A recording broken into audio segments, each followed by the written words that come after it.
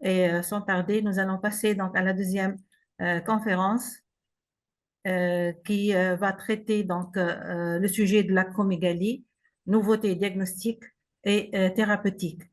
Et cette présentation va être faite par le professeur Tissem Ben Nassef. Tissem, qui est professeur agrégé d'endocrinologie à la faculté de médecine de Tunis et à l'hôpital, au service d'endocrinologie de l'hôpital Charles-Nicolle Tunis, Tunisie. Donc, Tissem, elle est membre du bureau donc, de l'ASTEDIAM depuis 2021, c'est son deuxième mandat. Elle est membre actif, elle est chargée de tout ce qui est relation avec les autorités, en particulier avec le ministère de la Santé, avec la CNAM, la DPM, etc.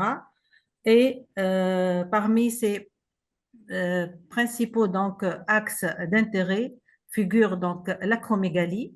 Elle a écrit à propos de l'acromégalie et d'ailleurs sa thèse était faite à propos de ce sujet. Donc, Ibtissem va nous donner donc les nouveautés concernant justement ce sujet de l'acromégalie. Alors, vous avez 20 minutes de présentation, 5 minutes donc de discussion et n'hésitez pas à poser les questions dans la rubrique donc QR. À vous la parole, Tissem. Bonsoir, merci professeur Abdiel. Bonsoir à tous.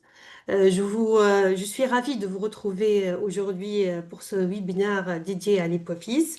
Je remercie les organisateurs, la Société tunisienne, européenne et française d'endocrinologie pour l'invitation. Je remercie mes collègues présents pour pour leur présence et leur intérêt. Nous allons aborder ensemble via cette présentation les avancées diagnostiques et thérapeutiques dans la prise en charge de l'acromégalie. Je commence par déclarer que je n'ai aucun conflit d'intérêt relativement à cette présentation. Et le plan de ma présentation, on va introduire c'est quoi, donc définir c'est quoi l'acromégalie, quand suspecter une acromégalie, comment confirmer le diagnostic et quelle nouveauté concernant la confirmation du diagnostic de l'acromégalie, comment traiter, quelles sont donc les nouveautés thérapeutiques actuelles dans le traitement de l'acromégalie, comment surveiller et quelques messages à retenir. Donc voilà, donc c'est quoi l'acromégalie? C'est l'ensemble des manifestations cliniques qui sont induites par une exposition chronique endogène d'hormones de croissance. Cette exposition chronique, elle est principalement due à une tumeur hypophysaire. Donc 95%, ce sont des adénomes hypophysaires qui sécrètent l'AGH. Donc c'est une maladie qui est rare avec une prévalence mondiale d'environ 4600 cas par million d'habitants, avec une légère prédominance féminine et un pic de survenue vers 40 et 50 ans. Les complications de l'acromégalie font augmenter la surmortalité. Donc la mortalité de l'acromégalie, c'est une mortalité surtout cardiovasculaire et expose le patient qui a une acromégalie à une morbidité qui est significative. Pour suspecter une acromégalie, bien sûr, on va suspecter l'acromégalie devant des signes spécifiques, notamment cliniques spécifiques, notamment un syndrome dysmorphique.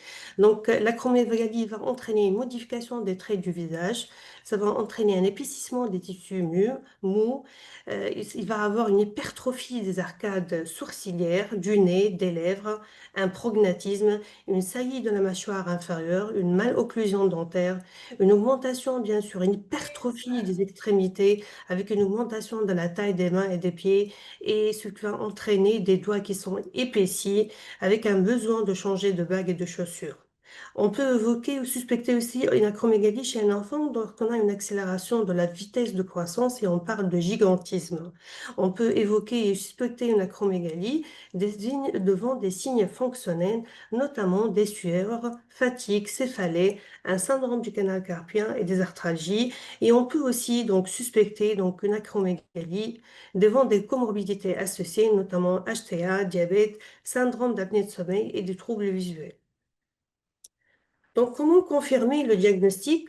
Ce tableau résume donc les recommandations des différentes sociétés, donc notamment la Société européenne, le Pituitary Society, l'acromégalie, donc le groupe d'acromégalie, la Pituitary Society, l'American Association of Clinical Endocrinologists.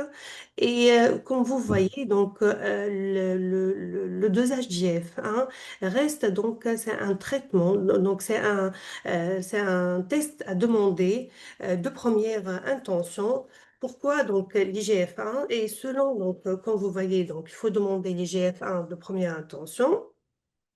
La nouveauté actuellement, donc selon les dernières recommandations de la Société européenne, le 14e consensus sur l'acromégalie publié en 2023, donc chez un patient, comme vous voyez, chez un patient qui présente des signes cliniques spécifiques d'acromégalie, donc un taux d'IGF-1 qui est supérieur à 1,3 fois, à 1,3, la limite supérieure de la normale, donc ajusté pour l'âge et le sexe.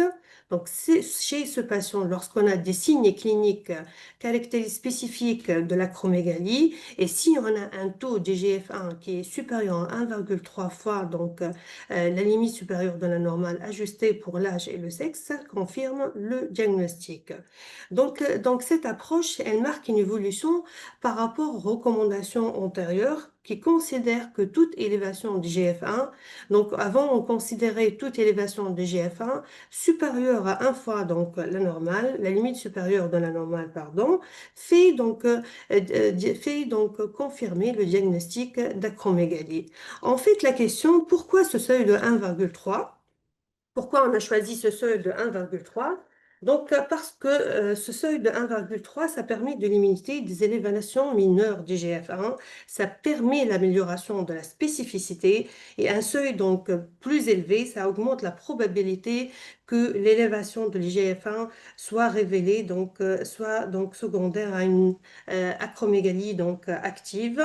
Et le fait de choisir ce seuil de 1,3 fois la normale, ça permet d'éviter de surtraiter donc des patients avec des élévations minimes ou biologiques pour l'IGF-1.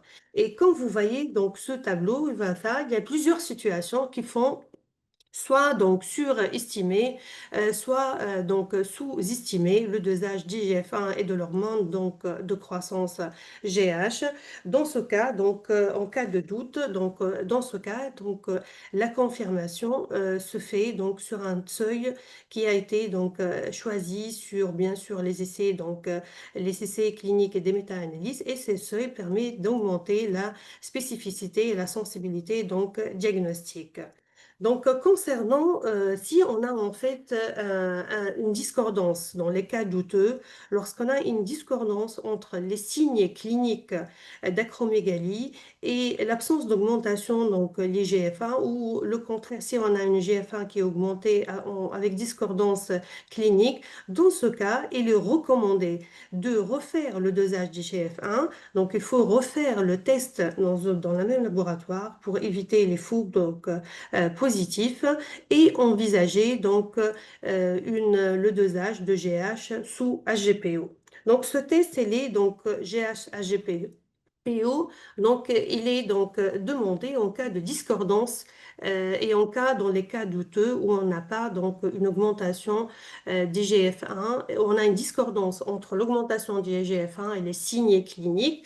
Dans ce cas, il faut demander donc un dosage de GH sous AGPO. Donc, ça consiste à administrer 60 grammes de glucose par jour, puis doser donc la GH autant 30, 60, 90 et 120 minutes.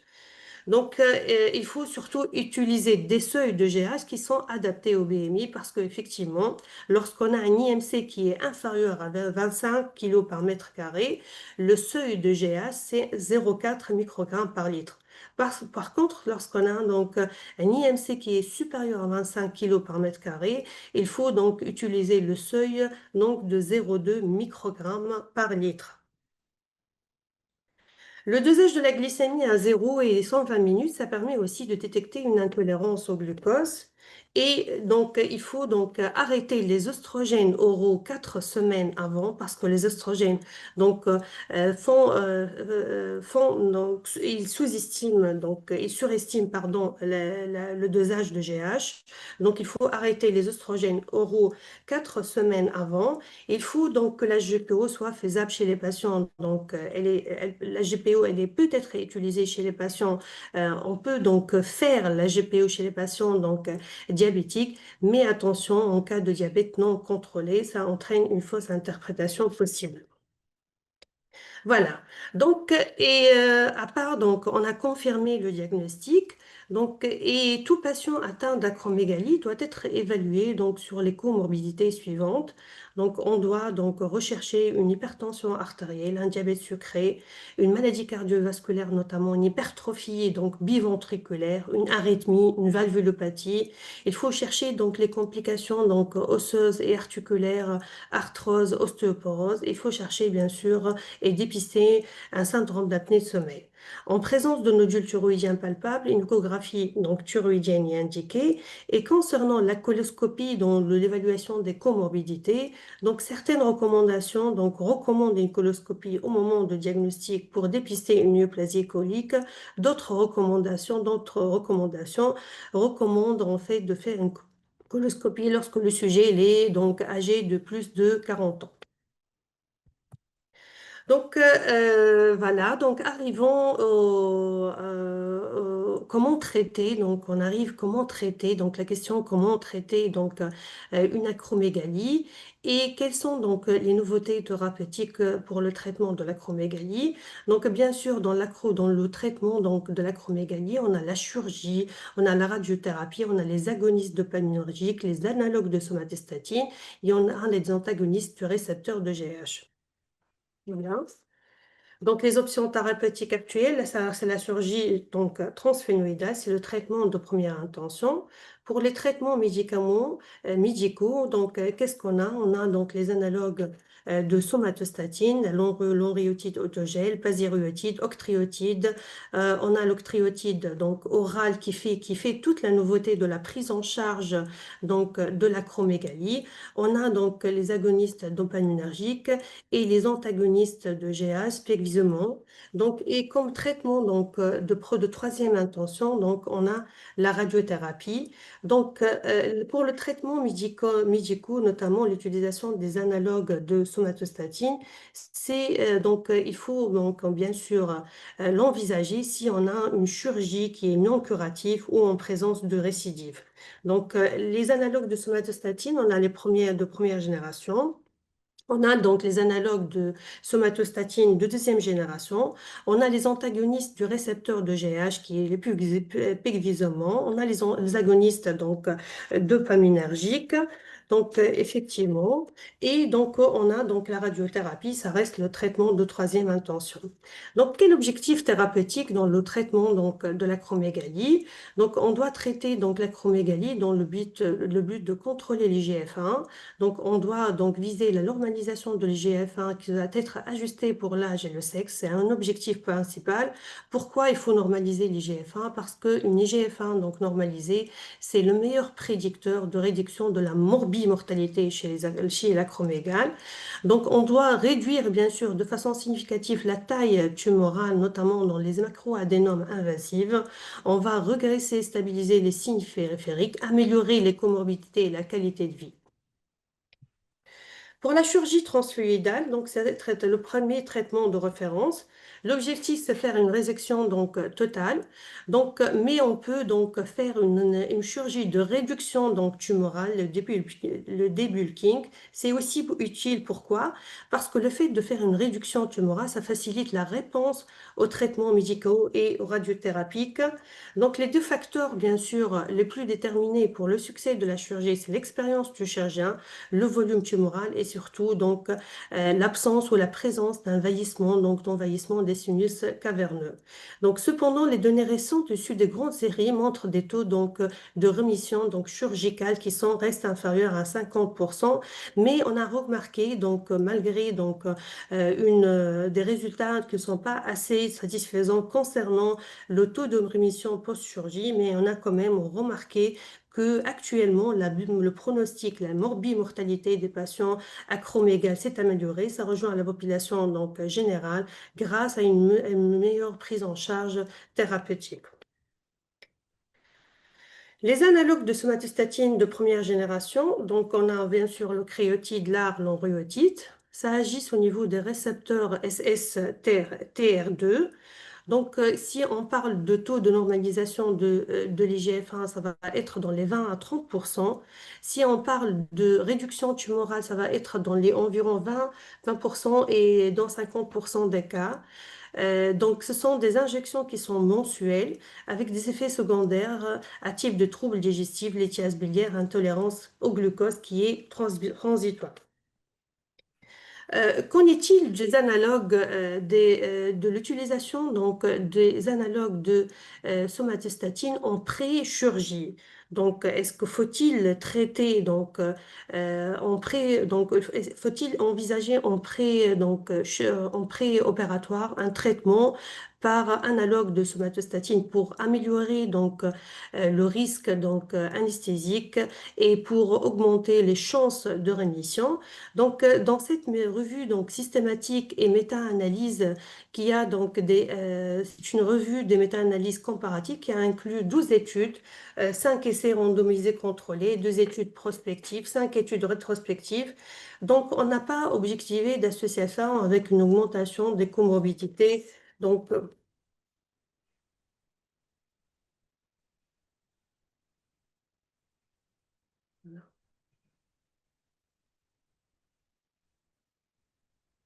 pas d'association avec une augmentation du taux de complications post-opératoires.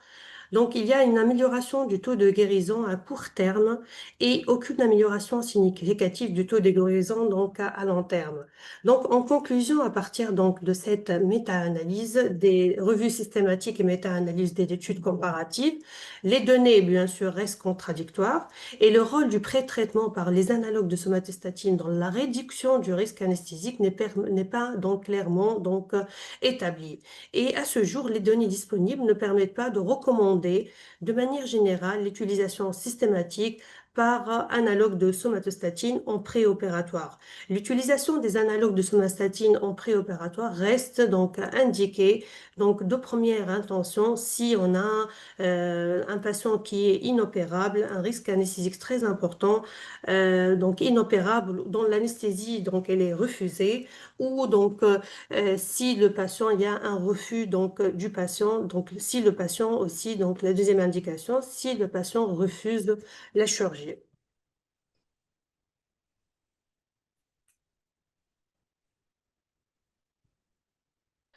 Donc la réintervention chirurgicale donc, peut être envisagée dans les cas suivants, lorsqu'on a bien sûr un résidu tumoral qui est non contrôlé par les analogues de somatostatine après chirurgie, ou donc lorsqu'on a une tumeur qui est réséplicable après une première intervention chirurgicale infructueuse, comme pour la chirurgie initiale, donc la réintervention doit être réalisée dans un centre spécialisé après une évaluation multidisciplinaire. Pour les agonistes dopaminergiques, ils peuvent être indiqués de première intention avec les analogues de somatostatine. Donc, ils agissent donc sur les récepteurs dopaminergiques D2 dans l'hypophyse, moins efficaces, ils sont moins efficaces que les analogues, bien sûr, de la somatostatine.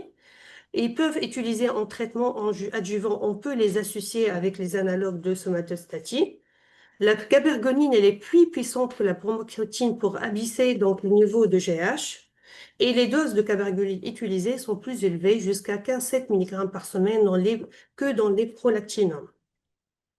Ils sont indiqués donc chez les patients, donc lorsqu'on a des patients avec bien anomalie biochimique légère, GH entre 1 et 1,3 nanogrammes par millilitre, ou donc on peut donc les indiquer en association de première intention avec les analogues de somatostatine.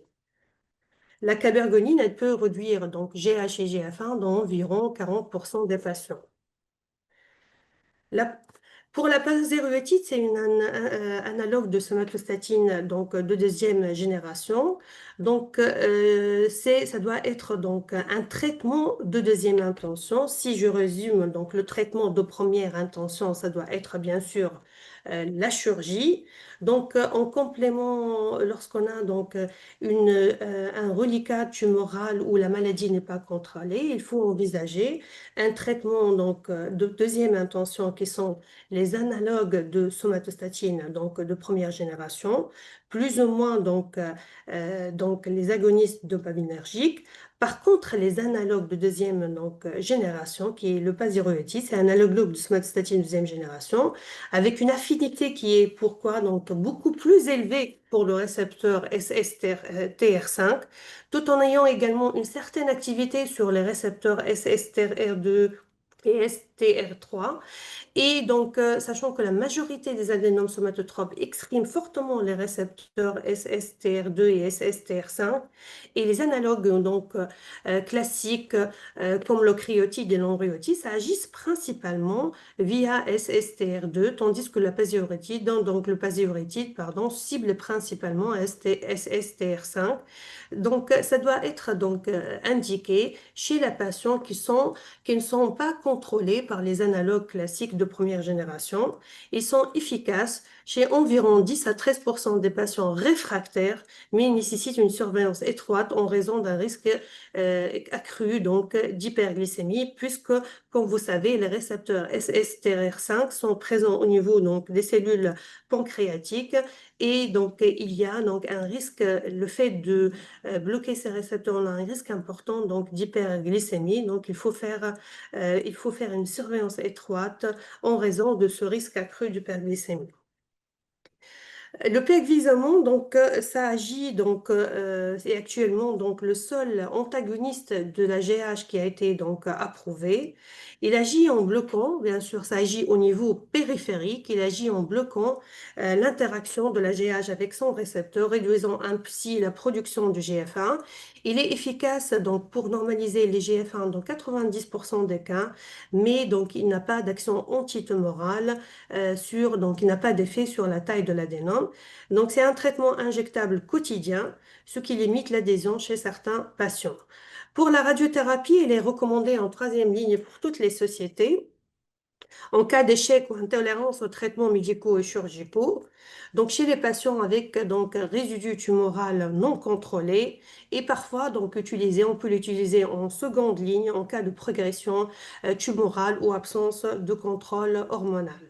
Donc, on a deux types de radiothérapie. On a la radiothérapie classique, c'est donc les modalités, c'est petites doses quotidiennes, 5 jours par semaine. L'inconvénient, il y a un risque de radiation des tissus cérébraux adjacents.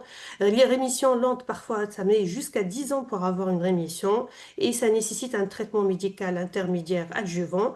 Par contre, on a donc la radiothérapie donc stéréoclassique, donc ça nécessite que le macroadénome doit être à plusieurs millimètres du casement optique. Taux de rémission sans traitement médical 17 à 50%, donc en 2 à 5 ans, avec moins d'effets secondaires que la radiothérapie fractionnée. Donc, arrivons aux nouveautés donc, thérapeutiques. En fait, les nouveautés thérapeutiques, on a des nouveaux produits donc, qui sont soit sous forme orale, ce sont les analogues de somatostatine sous forme orale ou sous forme sous-cutanée. L'objectif de ces traitements, c'est vise à réduire la fréquence des injections, améliorer la biodisponibilité et éliminer la fréquence des injections. Donc, les essais, comme vous voyez, de phase 3 ont montré une efficacité qui est prometteur. Voilà. Donc, le premier, donc, si on parle d'agonistes dopaminergiques donc, oral, on a l'octréotide donc, oral, on a les Micapsa. Donc, c'est une nouvelle formulation orale. Donc, cette formulation donc, orale, ça vise en fait Ça vise ça utilise la technologie TPE, ça permet que le passage de l'électrolytide à travers la barrière intestinale. Donc la demi-vie, elle est similaire à l'électrolytide subcutané, c'est à peu près 3 heures. Donc d'où donc l'intérêt de la donner en deux doses, une administration biquotidienne. L'absorption, elle est réduite si prise avec aliments, donc il faut donc les prendre, il faut espacer la prise de l'octréotide oral avec l'alimentation. Donc ça fait donc cette octréotide orale. C'est une innovation thérapeutique, ça permet donc l'observance thérapeutique. Donc on a plusieurs études qui ont confirmé l'efficacité de cette forme. On a l'étude Empowered. Donc elle a comparé donc directement le traitement injectable des analogues de somatostatine versus le traitement oral, et donc les résultats sont en faveur de la forme orale.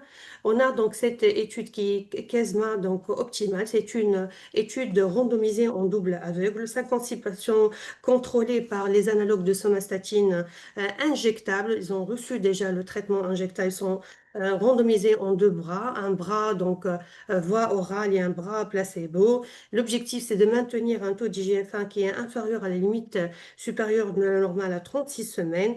Donc les résultats, 58% de ces patients sous forme orale on a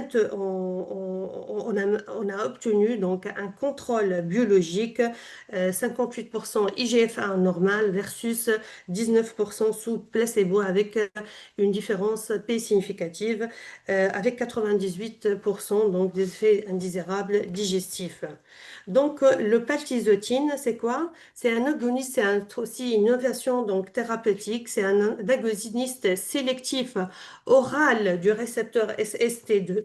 T2, c'est un agoniste de petite taille. Il a une bonne absorption intestinale.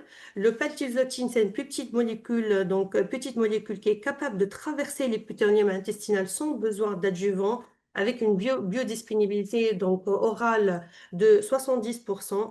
Pas d'effet sur SST5, le récepteur, moins d'hypoglycémie comparé aux analogues injectables.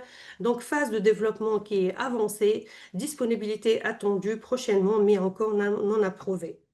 Donc la molécule, elle présente une sélectivité qui est supérieure à 4000 fois supérieure pour SST2 par rapport aux autres sous-types, avec une puissance élevée. Donc l'administration, c'est une fois par jour. Et voici l'étude PFNDR2. C'est un essai clinique de phase 3 qui a évalué l'efficacité et la tolérance du paltusotine, un agoniste oral, des patients acromégales. N'ayant pas reçu, ces patients, ils n'ont pas reçu de traitement pharmacologique préalable, et l'étude a randomisé en double aveugle et contrôlée par placebo. On a inclus 111 patients participants sur une période de 24 semaines. L'objectif principal atteint, 56% des patients traités par paltusotine, ils ont atteint un taux d'IGF-1 qui est inférieur à une fois le 8 supérieur de la normale, contre 5% placebo avec un P significatif. Voilà. Et ces résultats positifs soutiennent la soumission prévue d'une demande d'AMM auprès de FDI pour la commercialisation de ces médicaments, les agonistes des analogues de somatostatine pas oraux. Une nouvelle formulation sous-cutanée, action prolongée aussi, d'octréotide, a été essayée, administrée toutes les 2 à 4 semaines. Ça offre bien sûr une alternative aux injections intramusculaires avec une meilleure tolérance locale, et ça améliore la qualité de vie de patients acromégales. La nouveauté aussi, on parle actuellement de tendance croissante croissante à la médecine personnalisée. Si on dit médecine personnalisée, on envisage dans cette médecine personnalisée plusieurs combinaisons thérapeutiques, mais l'objectif l'objectif de cette médecine personnalisée, c'est d'atteindre la normalisation de l'IGF-1 en ciblant divers mécanismes. On peut associer plusieurs molécules, notamment on peut associer la cabergoline avec l'analogue de somatostatine. On peut aussi donc associer pegvisomant avec les analogues de somatostatine. Chez les patients résistants aux analogues de somatostatine seuls, l'ajout de pegvisomant a permis de normaliser l'IGF-1 chez 95% des patients. Donc, si on part de médecine personnalisée, donc il faut donc analyser les tumeurs et la nouveauté qu'en analysant les tumeurs, ça permet de mieux dire la réponse au traitement. Par exemple, donc il y a plusieurs critères qui peuvent prédire la réponse au traitement. On a la granulité. Donc les adénomes qui sont densément granulaires ont une meilleure réponse aux analogues de somatostatine de première génération. Par contre, les adénomes qui sont peu granulaires sont moins sensibles aux analogues de première génération. Ça nécessite des analogues de deuxième génération ou pegvisomant. On a des marqueurs immunohistochimiques, notamment Ki67, E-cadérine. On a les récepteurs de la somatostatine. Donc, si on a une forte expression donc, de SSTR2, donc c'est une meilleure réponse, on a une meilleure réponse à l'octréotide et à l'enruotide si on a donc une faible expression de SSTR2, mais SSTR5 est élevé, possibilité donc d'utiliser l'opazéotide. Donc ces marqueurs en fait donc ont amélioré donc les indications opératoires. On a plusieurs marqueurs donc qui vont nous orienter vers le traitement chirurgical, les analogues de somatostatine donc de première génération, de deuxième génération ou pegvisomant. Et voilà, donc traitement chirurgical de première intention. Donc effectivement, si donc on a on a aussi des critères radiologiques, notamment l'hyperintensité du signal en T2, on a l'âge, on a la granulité des cellules au niveau donc des adénomes. Donc tous ces paramètres vont nous orienter vers les indications, donc vont nous aider à indiquer les traitements donc de deuxième intention après donc la chirurgie. Donc juste un mot pour la définition de la résistance à la somatostatine. On a plusieurs critères. On a des critères hormonaux, on a des critères radiologiques, on a des critères cliniques. Donc ces critères vont définir la résistance aux analogues de somatostatine. Donc arrivons à la surveillance. Bien sûr, il faut surveiller donc nos patients donc acromégales. Donc on a plusieurs objectifs biologiques. Effectivement, c'est maintenir les GF1. Donc il faut donc surveiller une opération avec le dosage du GF1. Donc il faut utiliser donc la même technique bien sûr. Il faut de préférence, il faut faire le dosage dans le même laboratoire. Donc pour le délai de surveillance pour les GF1 pour la chirurgie, c'est 12 semaines. Pour les analogues injectables de la somatostatine, bien sûr, il faut envisager donc la surveillance donc après 3 mois, mais il faut faire le dosage de IGF-1 dans la dernière semaine avant la prochaine injection. Pour les oraux, donc évaluer l'IGF-1 au moins 2 semaines après. Pour la cabergoline, le moment de dosage d'IGF-1 est moins critique. Initialement, donc on fait entre 1 et 3 mois, puis chaque 6 à 12 mois. Donc la GH aléatoire n'est pas systématiquement utile, mais peut l'être en cas de symptômes persistants avec l'IGF-1 à la limite supérieure de la normale. Donc effectivement, pour l'IRM, c'est 3 à 6 mois post-opératoire. Voilà, et avec une approche personnalisée pour les patients sous pegvisomant où on a une suspicion de maladie agressive. Donc la dernière nouveauté, donc il faut dans le contrôle, dans la surveillance de nos patients et dans les objectifs thérapeutiques, donc il faut donc s'appuyer donc sur des questionnaires. Et les patient report outcomes, où les résultats qui sont rapportés par les patients sont devenus donc un élément essentiel dans la prise en charge moderne de l'acromégalie en 2025. On a plusieurs donc questionnaires qui vont évaluer donc la symptomatologie avant traitement et après traitement. Effectivement, donc pour conclure, les points clés de la prise en charge thérapeutique d'un patient acromégale, la chirurgie transphénoïdale si possible, bien sûr, c'est le traitement reste de première intention.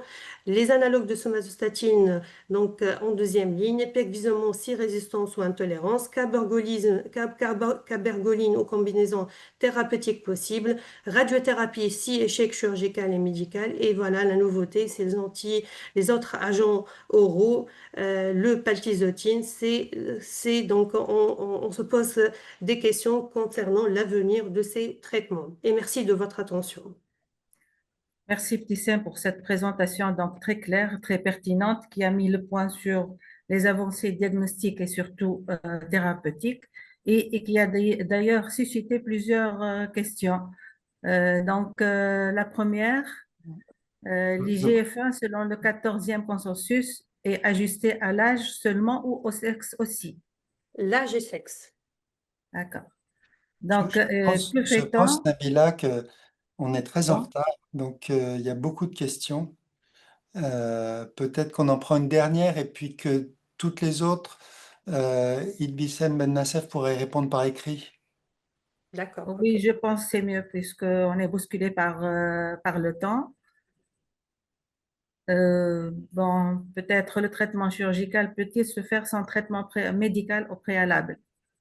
Et effectivement, donc le traitement, j'ai mis donc les méta-analyses qui n'ont pas prouvé une efficacité concernant le taux de succès de rémission à long terme, le risque anesthésique. Il y a donc des données qui sont controversées. Le traitement, le pré-traitement par analogue de somatostatine avant chirurgie, donc n'est pas recommandé. Il peut être indiqué de première intention si donc la chirurgie donc, si le patient est inopérable ou il y a un refus, donc si le patient refuse la chirurgie. D'accord. Y a-t-il des risques à maintenir un traitement par analogue de la somatostatine au long cours en cas d'hypersomatotropisme biologique seul, persistant en post-opératoire avec une imagerie hypophysaire normale? Voilà, donc il y a plusieurs donc, effets indésirables, notamment il y a un risque de cholécystite, il y a un risque de cœur, il y a un risque de valvulopathie. Donc effectivement, il y a un effet, donc, des effets secondaires liés à l'utilisation des analogues de somatostatine au long cours, mais donc il faut donc traiter, on n'a pas le choix, il faut traiter l'acromégalie pour éviter ces comorbidités. Il y a des comorbidités, il y a une mortalité donc, cardiovasculaire qui est augmentée. Donc, il faut donc maintenir le traitement au long cours. Par contre, voilà, il y a une autre alternative. La troisième alternative thérapeutique, c'est la radiothérapie associée aux analogues de somatostatine. Mais il y a un délai d'action de la radiothérapie. On peut mettre il y a un délai d'action qui peut aller jusqu'à 10 ans. Donc, il faut maintenir le traitement par analogue de somatostatine si on envisage même la radiothérapie.